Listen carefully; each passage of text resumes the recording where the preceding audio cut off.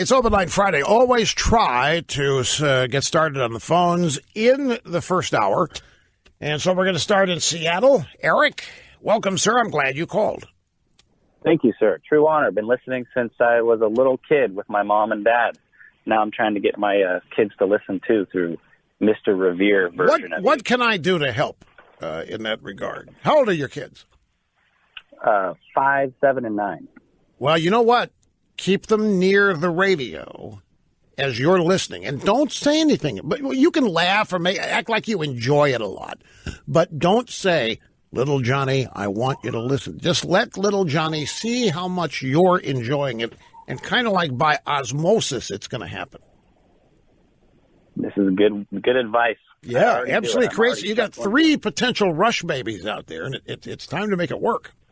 Yeah, it's a whole generation of Rush babies. Thank you very much. That's absolutely a great idea. So the point I wanted to make was, that like you, and maybe he even learned it from you, that Trump is a mischief maker. Nobody understands him like they don't understand you. They read him as a narcissist.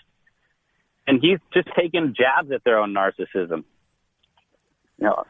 Hillary drinks a bottle of vodka to unwind, and he goes on Twitter at night and pokes fun of the FBI and foreign leaders and the media and everyone else. The greatest illustration of what you're talking about is when Trump, in the summer of 2016, while the Democrats and the media are going bonkers over Hillary's emails and the fact that there are 30,000 might be missing, and all Trump is doing is watching. He's just watching Podesta and Donna Brazile and the media go through all of their little cover-up attempts. And so Trump says, hey, Russia, if you're listening, maybe you can find Hillary's missing emails. She can't. He was making a joke. Of course they're somewhere, and Hillary hid them, and the Democrats don't want to find them, and they literally don't get it. They honestly, folks, they believe this stuff. You think it's impossible to be that obtuse? I'm telling you, they think Trump was actually sending a signal to Putin to have his computer people hack wherever they had to hack to find Hillary's emails. They believe it to this day.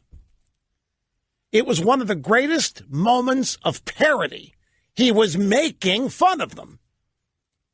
They're insulting our intelligence by helping spread the idea that there are 30,000 emails missing. Hillary said she tried, but we can't find them. They were covering up for her. 30,000 emails are not missing. They're somewhere. They're on a server somewhere. So Trump essentially, hey, let me help you guys.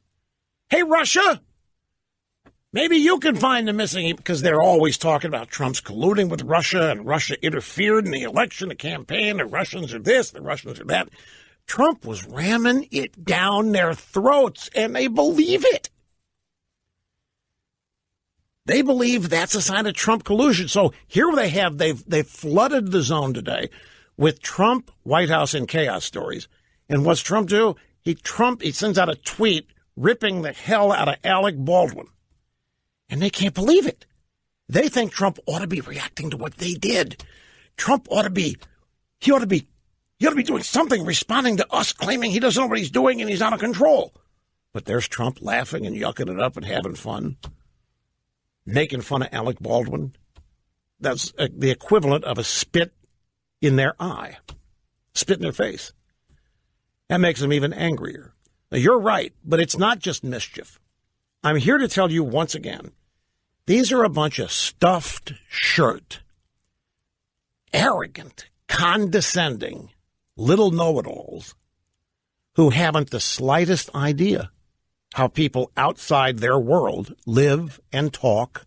They haven't the slightest idea. They don't understand it. Trump is outside the system, always has been, and they can't deal with that.